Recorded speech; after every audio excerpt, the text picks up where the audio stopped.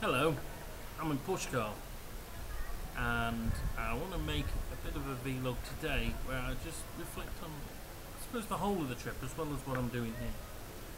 It's a bit about Pushkar. It's a Hindu holy city, a few miles from Ajmer, over there, and it's centered around a little lake, and there are bathing ghats around the lake. I suppose you could say it's a bit like a mini Varanasi. It's one of the 7 Hindu holy cities, and people come here to pray to the gods. It's also quite unusual because it's got one of the very, very few temples in India dedicated to Brahma, which is the one god. That's the original god, rather than all these other manifestations like Krishna, Shiva, and Ganesha, and so on and so forth. What do I think of it? Well, I'll be honest with you, I really like the place. I didn't know if I would beforehand because it has a reputation of being a total traveller hangout, and I thought, oh my god, this is going to be like just touristy and tacky and awful. And it is touristy. There's no two ways about it. I have not seen this much tie-dye and linen and people who think they're really cool since I went to Thailand, I think.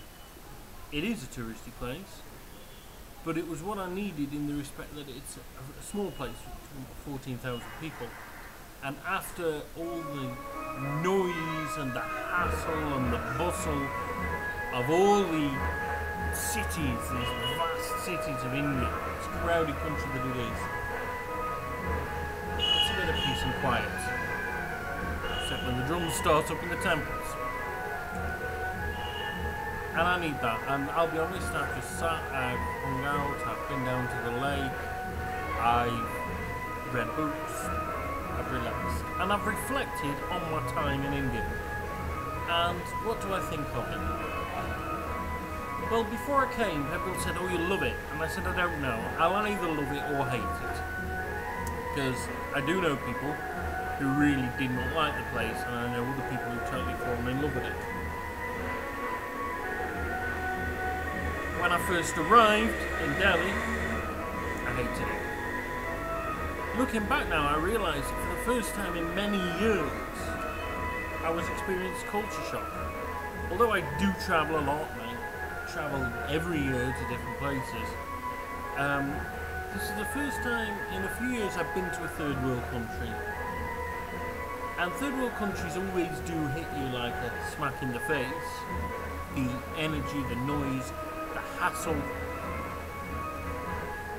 but also I think what affected me is it just reminded me of Vietnam, and it reminded me of Ho Chi Minh City, and people who know me quite well know that actually I spent too long in Ho Chi Minh City, and towards the end it was really beginning to annoy me, and I found it a very frustrating place.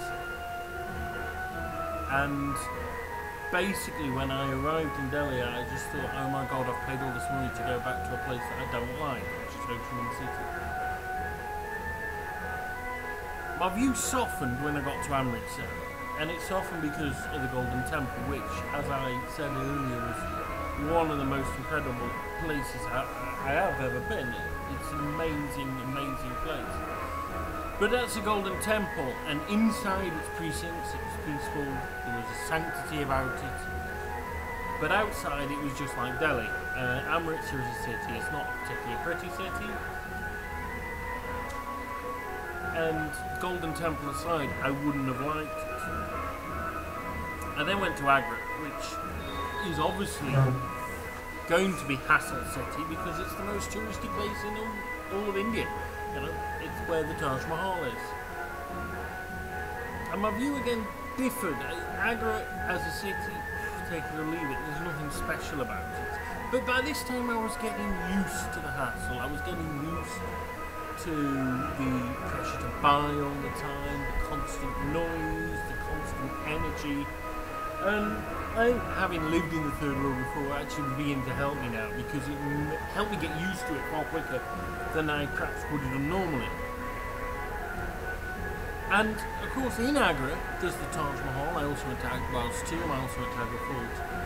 I mean, those are world-class monuments, and I don't say that lightly. I mean, I have travelled a lot around the world, and there are a few places I've been that can compare to those. They are incredible. And India is full of world-class stuff. I mean, I went on a day trip to Fatehpur, which is the kind of capital that Akbar established, and then it was deserted because the water supply wasn't very good. And it was world-class, it was incredible. There was a super shrine there, and I found it a powerful place. And so I was getting the opinion that, yeah, India's got pockets of brilliance in amongst this sea of third world hassle and filth and energy. But and Ajmer again, more of the same really. But I have to say that, you know, I've come here and there is an India that's less hassly. I'm not saying you don't get any hassle. And I'm getting far more used to it. I'm getting far more used to saying no. I was just pretty good at it anyway, but you know, I'm better at it now. And I think once you let India seep into your veins, you begin to quite like the place. A lot of the kind of hippie type people here, you know, they're all doing a certain trail that goes down to Goa, and there's Pushkar in it, and all these, you know, Varanasi is probably on there as well. And before, you know, if you'd said to me, oh, do you ever fancy going to Kerala or Goa in the south, I'd say, that's not really what I'm interested in, mate. I'm interested in the Mughal stuff, I'm interested in northern India culture more than southern.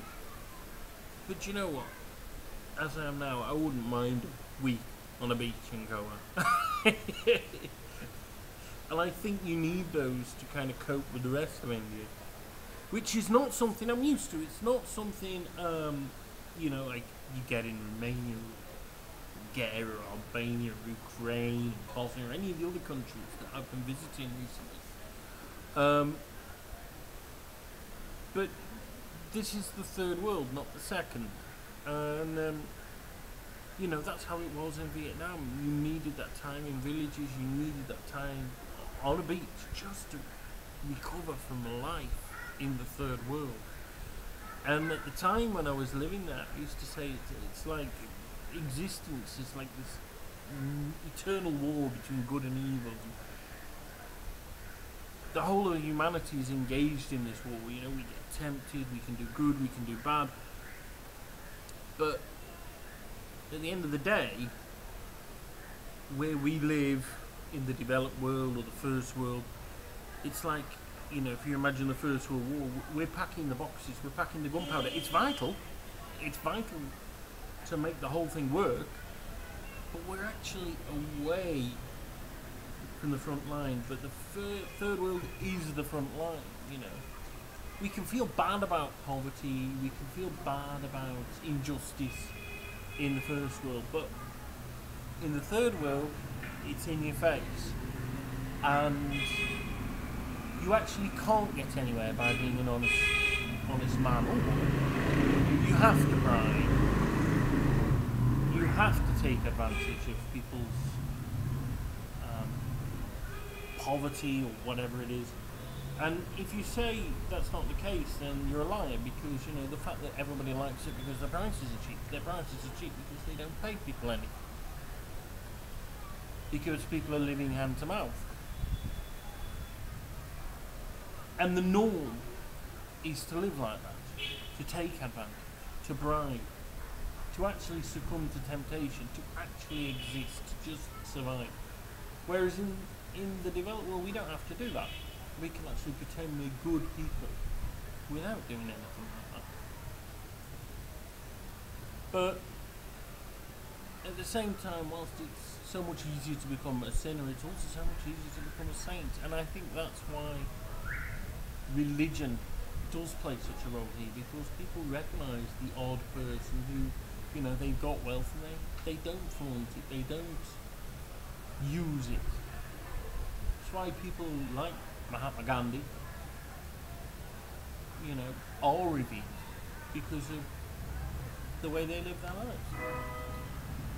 Well, it's about it from Pushkar. I'm going to make another little video of the lake. I'm going to go down at sunset. It's an incredibly beautiful place. But at the moment I'm on the roof of my hotel, and what I'm going to do is I'm going to show you a bit of a panorama of the whole town. What you will see is the whole town. It's not a big place. But later on you will see the bit that matters. The Holy Lake, which apparently Brahma dropped a lotus blossom. That's how it is. Nice. See you later.